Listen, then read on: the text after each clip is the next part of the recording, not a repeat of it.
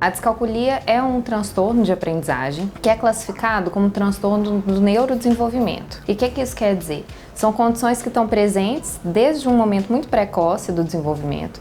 Então não é que alguém chega lá no ensino médio e começa a ter dificuldade com geometria e pode ser chamado de descalcúlico, né? É um transtorno que a gente consegue observar uma dificuldade básica, né? Então, em habilidades simples, como fazer cálculo de um dígito, de perceber e discriminar quantidades, e que podem ser observadas logo no início da escolarização. E algumas dificuldades hoje em dia, a gente sabe que em criança pré-escolar a gente já consegue observar. A gente não vai falar de transtorno de aprendizagem se a dificuldade puder ser explicada por experiência educacional inadequada, por uma dificuldade emocional, algum déficit neurosensorial.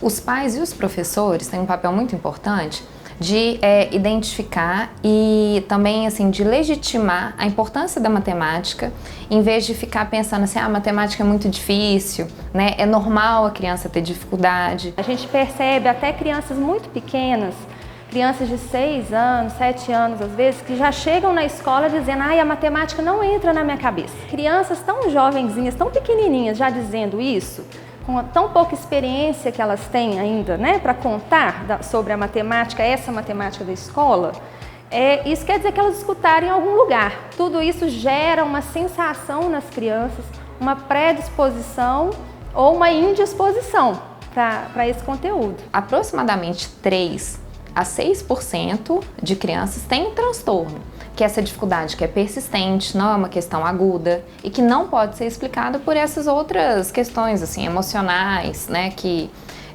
tem a ver com a representação social. O transtorno de aprendizagem é algo crônico. Ninguém tem descalculia um ano e cura, né? O que a gente pode pensar é em estratégias compensatórias, né, que o profissional, seja o professor, pedagogo, neuropsicólogo, vai trabalhar com a criança para que ela consiga ter um desempenho melhor, mas não vai curar. A partir do momento que a escola apresenta uma queixa, que o desempenho da criança está abaixo do esperado, né, para a faixa etária, já é um indicativo, né, para que a família busque ajuda. E quando a gente identifica que uma criança tem uma dificuldade de aprendizagem, é importante que seja identificada a causa. Então, por que a criança está tendo dificuldade para aprender?